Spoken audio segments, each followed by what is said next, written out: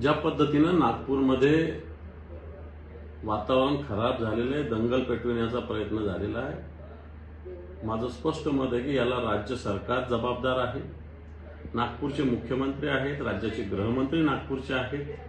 दंगा इथं होतोय आणि पोलिसांना कोणत्या गोष्टी कळत नाही.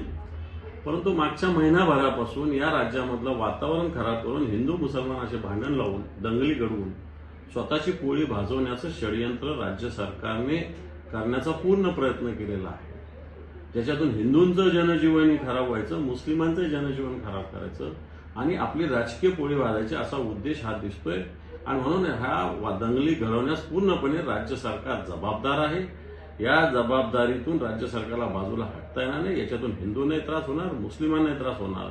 परंतु राजकारणाची पोळी भाजून घेण्यासाठी मला असं वाटतं भारतीय जनता पार्टी आणि त्यांच्या ज्या काही अंगीकृत संघटना आहेत त्या अशा पद्धतीने या राज्याचं वातावरण खराब करण्याचा पूर्णपणे प्रयत्न करतात.